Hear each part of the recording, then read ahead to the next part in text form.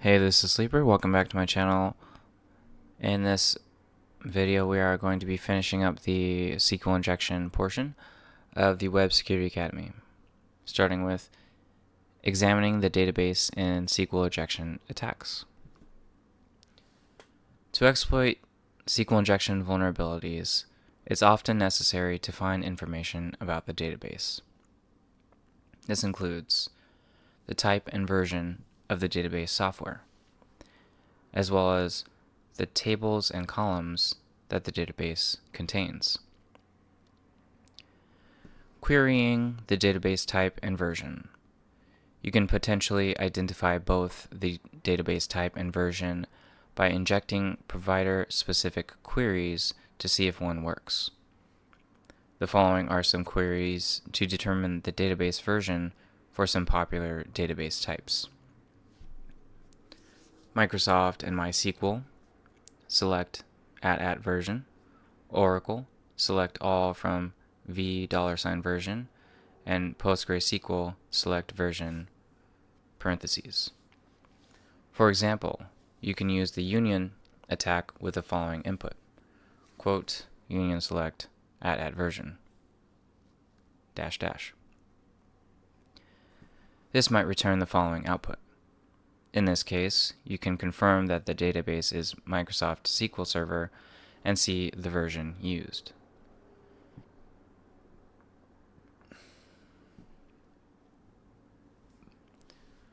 Listing the contents of the database. Most database types, except Oracle, have a set of views called the information schema. This provides information about the database. For example, you can query information_schema.tables to list the tables in the database. Select all from information_schema.tables. This returns output like the following. This output indicates that there are 3 tables called products, users, and feedback. You can then query information schema.columns to list the columns in individual tables. So select all from information schema.columns where table name equals users. This returns output like the following. This output shows the columns in the specified table and the data type of each column. Listing the contents of an Oracle database.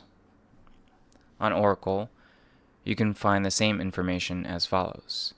You can list tables by querying all_tables, select all from all_tables, and you can list columns by querying all_tab_columns. So select all from all_tab_columns where table name equals users.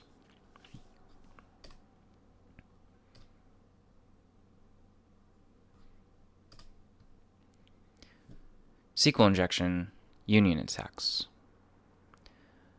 When an application is vulnerable to SQL injection and the results of the query are returned within the application's responses, you can use the union keyword to retrieve data from other tables within the database. This is commonly known as a SQL injection union attack. The union keyword enables you to execute one or more additional select queries and append the results to the original query. For example, select A and B from Table 1, union select C and D from Table 2. This SQL query returns a single result set with 2 columns containing values from column A and B in Table 1 and columns C and D in Table 2. For a union query to work, 2 key requirements must be met. The individual queries must return the same number of columns, and the data types in each column must be compatible between the individual queries. To carry out a SQL injection union attack, make sure that your attack meets these two requirements. This normally involves finding out how many columns are being returned from the original query and which columns returned from the original query are of a suitable data type to hold the results from the injected query. Determining the number of columns required. When you perform a SQL injection union attack, there are two effective methods to determine how many columns are being returned from the original query. One method involves injecting a series of order by clauses and incrementing the specified column index until an error occurs. For example, if the injection point is a quoted string within the where clause of the original query, you would submit quote order by 1 comment out, and then order by 2, order by 3, etc. This series of payloads modifies the original query to order the results by different columns in the result set. The column in an order by clause can be specified by its index, so you do not need to know the names of any columns. When the specified column index exceeds the number of actual columns in the result set, the database returns an error, such as the order by position number 3 is out of range of the number of items in the select list.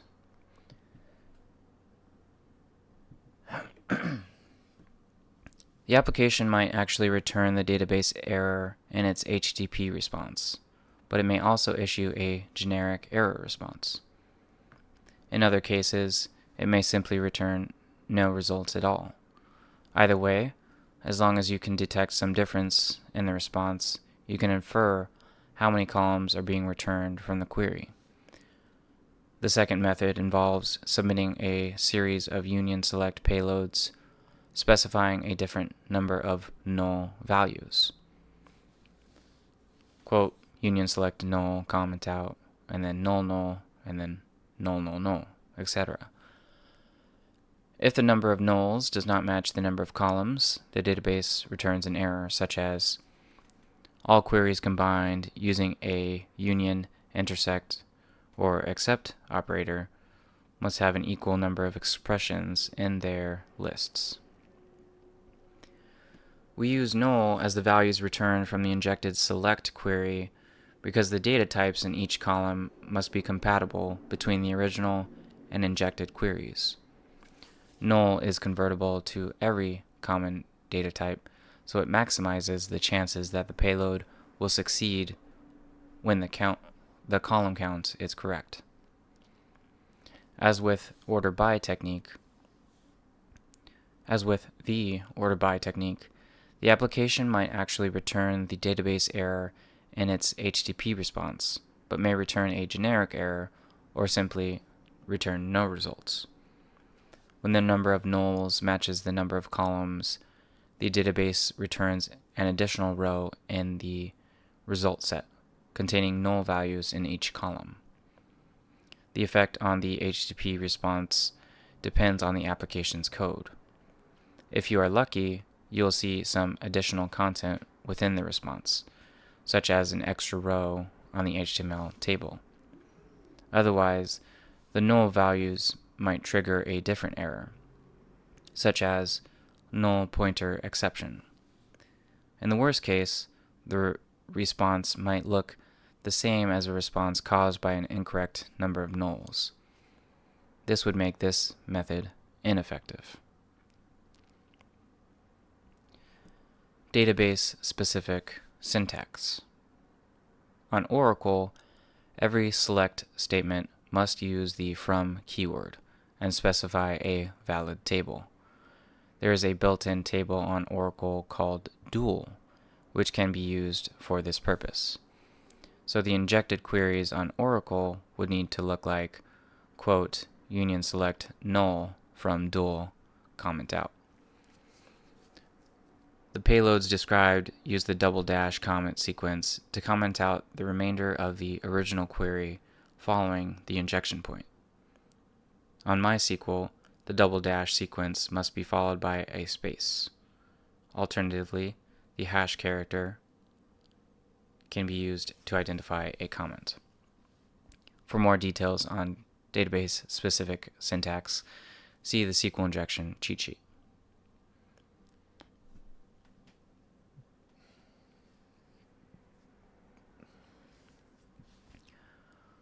Finding columns with a useful data type. A SQL injection union attack enables you to retrieve the results from an injected query. The interesting data that you want to retrieve is normally in string form.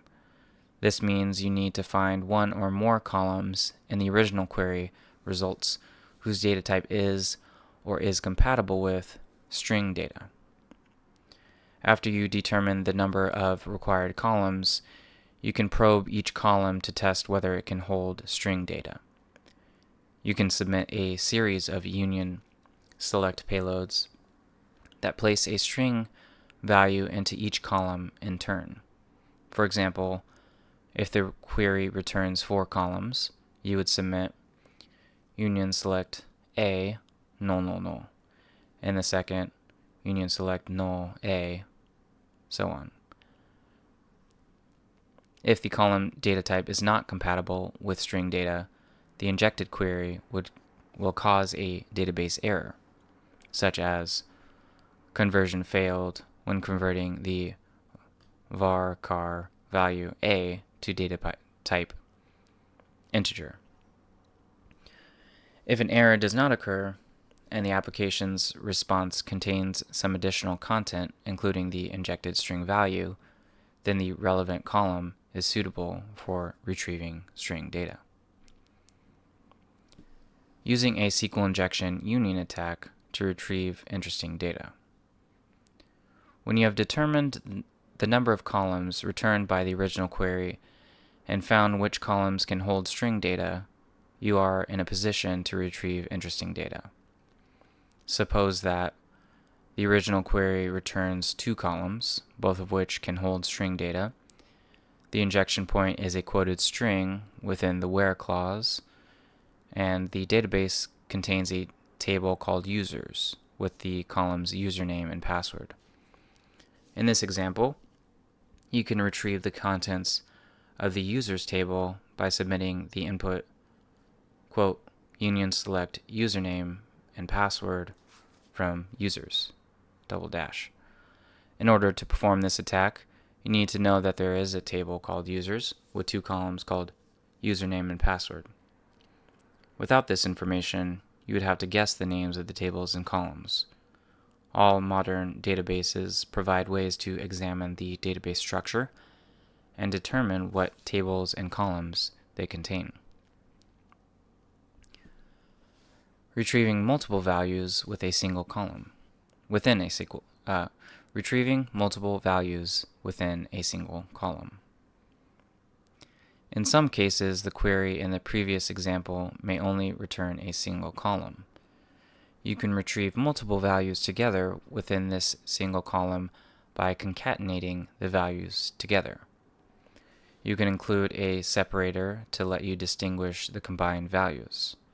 For example, on Oracle, you could submit the input quote union select username pipe tilde in quote and single quotes pipe password from users double dash. This uses a double pipe sequence, which is a string concatenation operator on Oracle. The injected query concatenates together the values of the username and password fields, separated by the tilde character. The results from the query contain all the user names and passwords, for example, administrator secure, so on and so forth. Different databases use different syntax to perform string concatenation. For more details, see the SQL injection cheat sheet.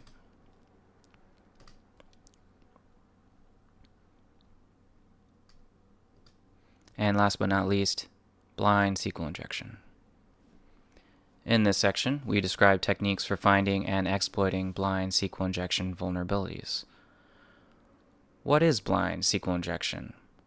Blind SQL injection occurs when an application is vulnerable to SQL injection, but its HTTP responses do not contain the results of the relevant SQL query or the details of any database errors. Many techniques, such as union attacks, are not effective with blind SQL injection vulnerabilities. This is because they rely on being able to see the results of the injected query within the application's responses. It is still possible to exploit blind SQL injection to access unauthorized data, but different techniques must be used. Exploiting blind SQL injection by triggering conditional responses. Consider an application that uses tracking cookies to gather analytics about usage. Requests to the application include a cookie header, like this. When a request containing a tracking ID cookie is processed, the application uses a SQL query to determine whether this is a known user. So select tracking ID from tracked users where tracking ID equals our string. This query is vulnerable to SQL injection, but the results from the query are not returned to the user. However, the application does behave differently depending on whether the query returns any data.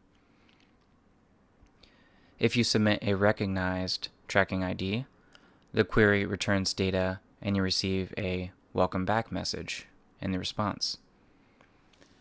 This behavior is enough to be able to exploit the blind SQL injection vulnerability.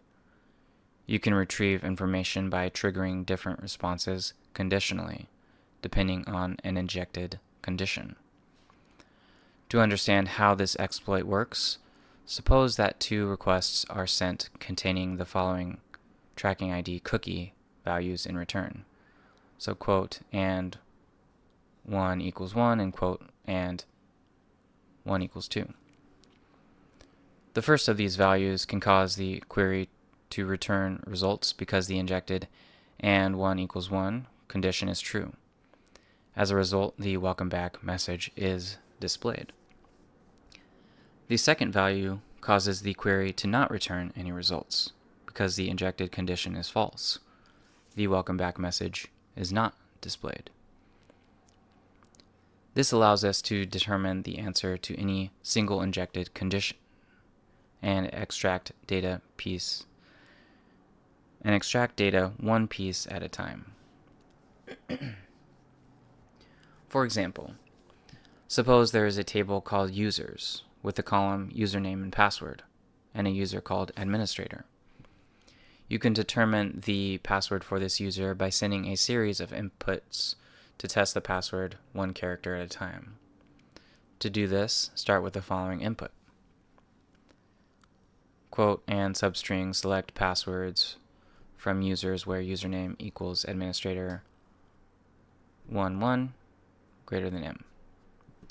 This returns the welcome back message indicating that the injected condition is true, and so the first character of the password is greater than m. Next, we send the following input, greater than t. This does not return the welcome back message indicating that the injected condition is false, so the first character of the password is not greater than t. Eventually, we send the following input, which returns the welcome back message, thereby confirming that the first character is s, so equals s. We continue this process to systematically determine the full password for the administrator user. Note, the substring function is substr on some types of databases. Check out the SQL injection cheat sheet for more details. Error-based SQL injection. Error-based SQL injection refers to cases where you're able to use error messages to either extract or infer sensitive data from the database, even in blind contexts. The possibilities depend on the configuration of the database and the types of errors you're able to trigger. You may be able to induce the application to return a specific error response based on the result of a Boolean expression. You can exploit this in the same way as the conditional responses we looked at in the previous section. For further information, see exploiting blind SQL injection by triggering conditional errors. You may be able to trigger error messages that output the data returned by the query. This effectively turns otherwise blind SQL injection vulnerabilities into visible ones. For more information, see extracting sensitive data via verbose SQL error messages. Exploiting blind SQL injection by triggering conditional errors. Some applications carry out SQL injections, but their behavior doesn't change, regardless of whether the query returns any data. The technique in the previous section won't work, because injecting different Boolean conditions makes no difference to the application's responses. It's often possible to induce the application to return a different response depending on whether a SQL error occurs. You can modify the query so that it causes a database error only if the condition is true. Very often, an unhandled error thrown by the database causes some difference in the application's response, such as an error message. This enables you to infer the truth of the injected condition. To see how this works, suppose that two requests are sent containing the following tracking ID cookie values in turn: XYZ quote, and select case when 1 equals 2, then 1 divided by 2, else A end equals quote A. So, and the second one is 1 equals 1. These inputs use the case keyword to test a condition and return a different expression depending on whether the expression is true. With the first input, the case expression evaluates to A, which does not cause any error.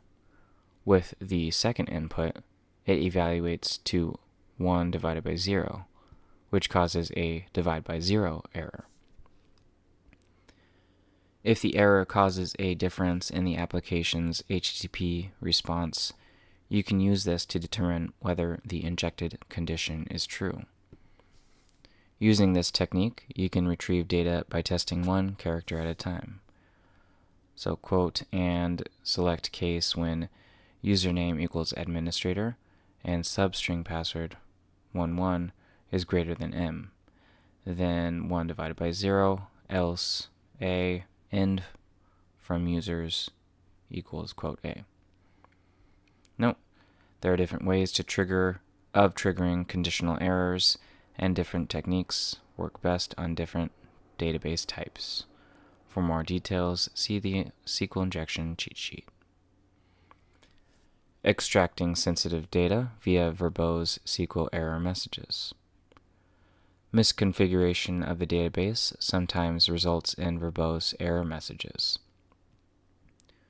These can provide information that may be useful to an attacker. For example, consider the following error message, which occurs after injecting a single quote into an ID parameter. Unterminated string literal started at position 52 in SQL select all from tracking where ID equals quote expected character. This shows the full query that the application constructed using our input. We can see that in this case, we're injecting into a single quoted string inside a where statement. This makes it easier to construct a valid query containing a malicious payload. Commenting out the rest of the query would prevent the superfluous single quote from breaking the syntax. Occasionally, you may be able to induce the application to generate an error message that contains some of the data that is returned by the query. This effectively turns an otherwise blind SQL injection vulnerability into a visible one. You can use the cast function to achieve this. It enables you to convert one data type to another. For example, imagine a query containing the following statement: cast select example underscore column from example underscore table as integer. Often, the data that you're trying to read is a string. Attempting to convert this into an incompatible data type, such as an integer, may cause an error similar to the following: error, invalid input, syntax for type integer, example type. This type of query may also be useful if a character limit prevents you from triggering conditional responses. Exploiting blind SQL injection by triggering time delays.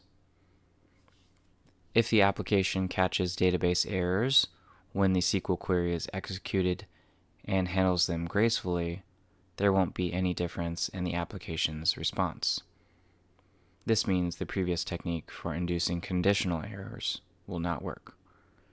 In this situation, it is often possible to exploit the blind SQL injection vulnerability by triggering time delays depending on whether an injected condition is true or false.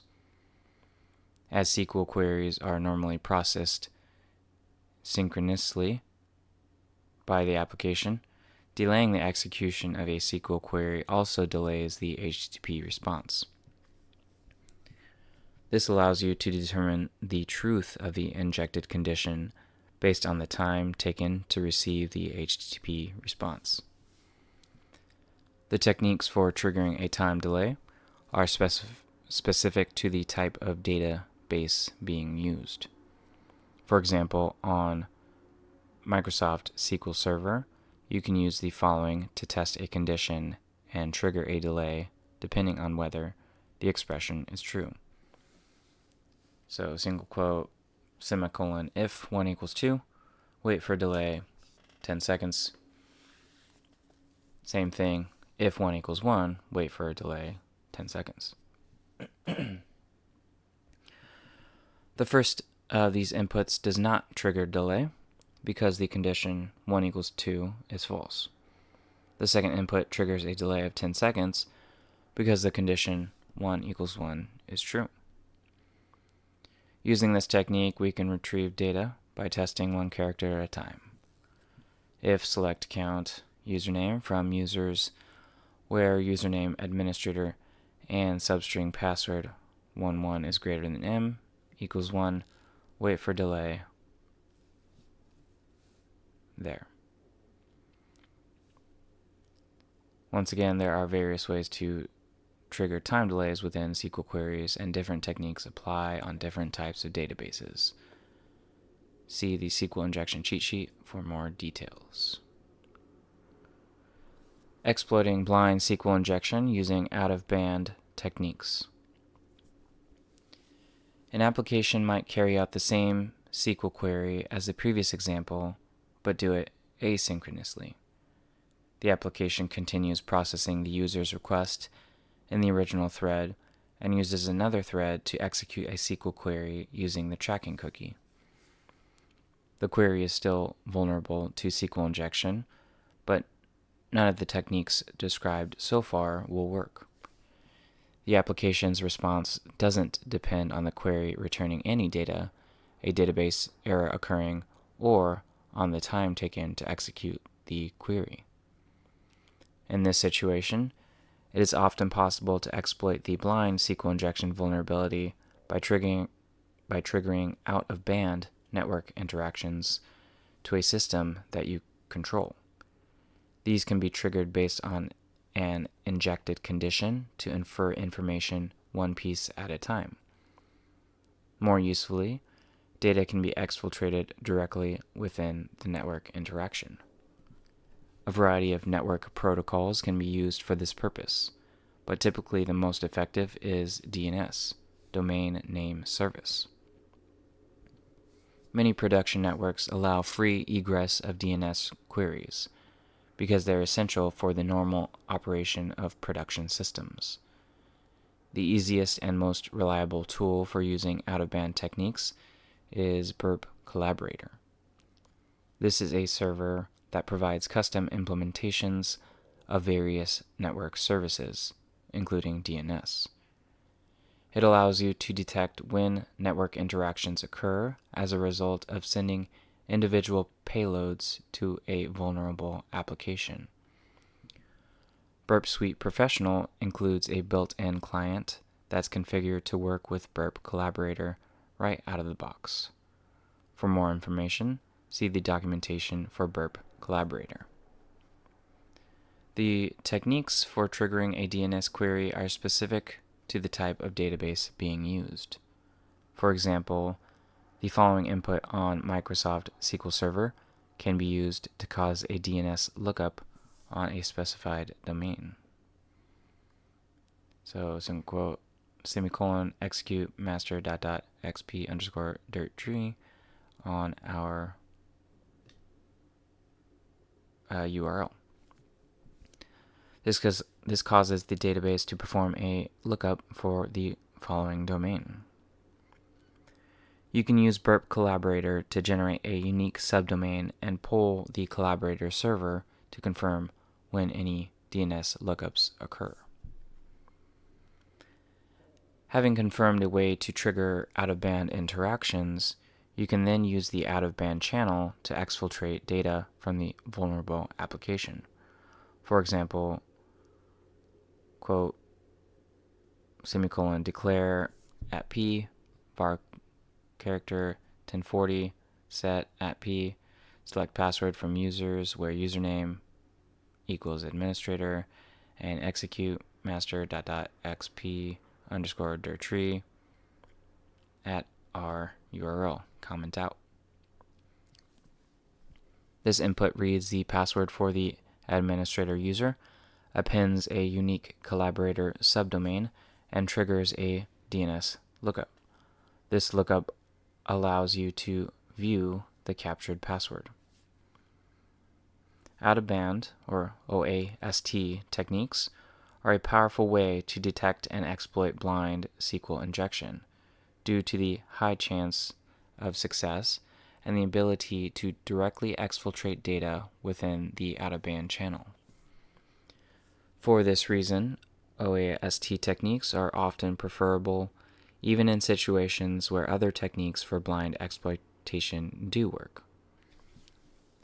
And just like before, check out SQL injection cheat sheet for more details for the different techniques with the different databases. Last but not least, how to prevent blind SQL injection attacks.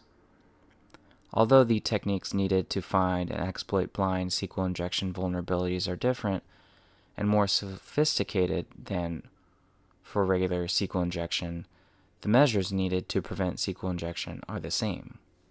As with regular SQL injection, blind SQL injection attacks can be prevented through the careful use of parameterized queries, which ensure that user input cannot interfere with the structure of the intended SQL query.